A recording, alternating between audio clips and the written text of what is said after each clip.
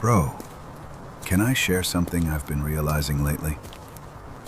For years, I thought pornography was my biggest problem. I thought if I could just stop watching porn, everything else would finally fall into place. But the more I've looked back at my own life, the more I've realized something. Porn was almost never the first thing that happened.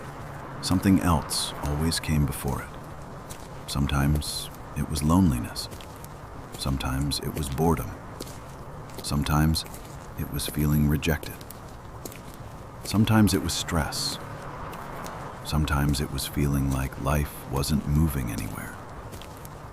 And sometimes I wasn't even feeling anything dramatic. I just wanted to escape reality for a little while. That's when I started asking myself a different question. Not, why do I keep watching porn? But, what am I actually looking for every time I want to? Because if I'm honest, porn never really solved any of those problems. It just gave me a few minutes where I didn't have to think about them. And afterwards, everything was still there. The loneliness, the stress, the disappointment. Except now, I also had guilt and shame. So instead of carrying one burden, I was carrying two. Bro, let me explain it another way. Imagine you've had a really long day. You're exhausted. You're starving. You have two choices. You can spend a little time preparing a healthy meal. It takes more effort. It takes more patience. But afterwards, your body feels nourished. You feel satisfied. You have energy. Or you can order the quickest junk food you can find. It arrives fast. It tastes amazing for a few minutes. It gives you instant relief. But afterwards, you feel sluggish, bloated, maybe even a little guilty. And if you keep living that way, eventually your body starts reflecting the choices you've been making. Bro, I think that's exactly how many of us deal with our emotional and spiritual needs. We get lonely, we get anxious, we feel rejected, we get bored. We want to feel loved, we want to feel chosen. Those needs are real. God created us with those desires. The question isn't whether we have needs. The question is, where do we take them? God invites us to bring those needs to Him, to pour out our hearts before Him, to spend time with Him, to remember His promises, to let Him comfort us. But if I'm honest, so many times, I don't want the healthy meal.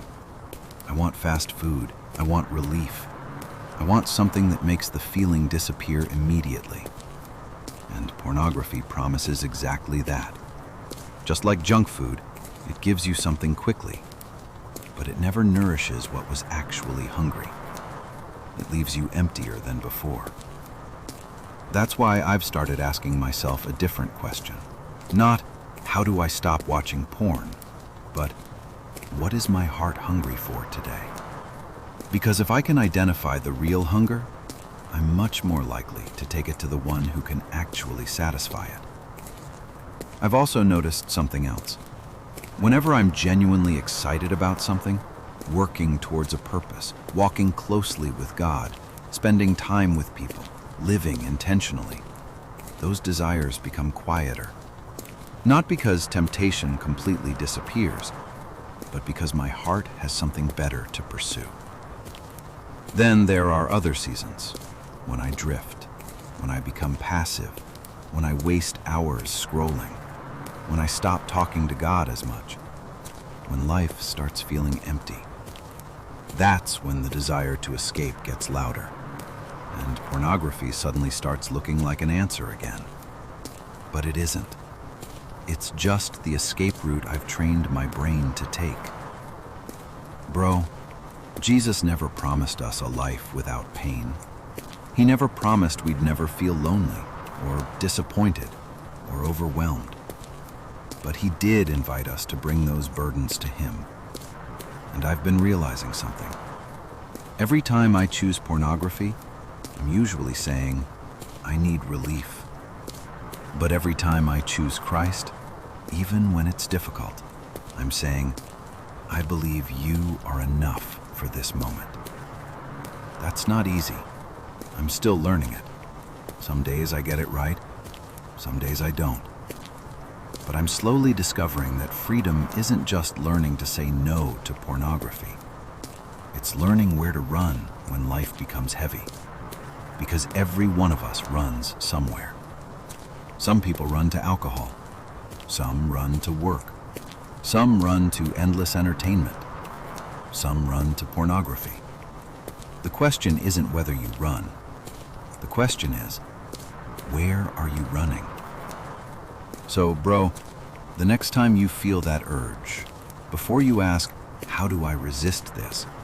Try asking yourself something else. What is my heart actually hungry for right now? Because that answer might be where God has been waiting to meet you all along.